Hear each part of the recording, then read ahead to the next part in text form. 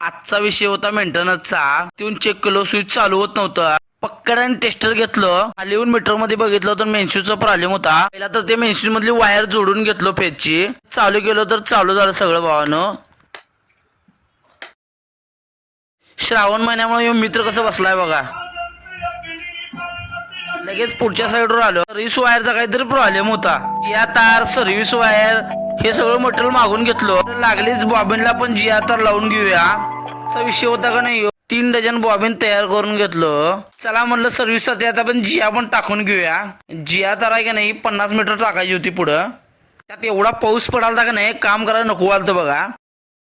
तरी म्हणलं काय विषय नाही, करायला लागते आपल्याला हे काम. अडकवायला कुठं जागा नव्हती म्हणून दोन्हीकडनं गाडी लावलो आणि तारच अडकून टाकलो सगळीकडे. म्हणलं जिया तारला पण बॉबिन घालून घेऊया सगळी.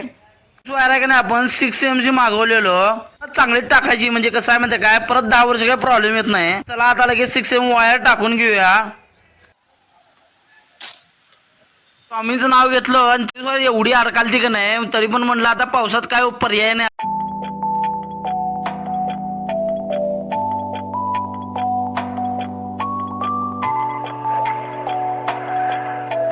घराच्या वरती आलो आणि सर्व्हिसची तार आहे का नाही ती व्यवस्थित बांधून घेतलं वरती. हा नो वाईट काय वाटतंय माहिती का, 1500 रुपयासाठी का नाही जीव धोक्यात घालून काम करायला लागते आम्हाला.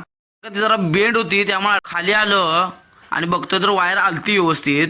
लागली आता फेक्झिल पाईप पण टाकून घेऊया, जरा चांगलं दिसतंय. नो कमेंट मध्ये नक्की सांगा कसं काम झालंय.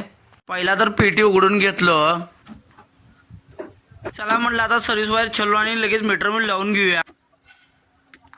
पहिला तर का नाही पेजची जोडून घेतलो वायर, खालीच न्यूट्रलची पण जोडून घेऊया म्हटलं.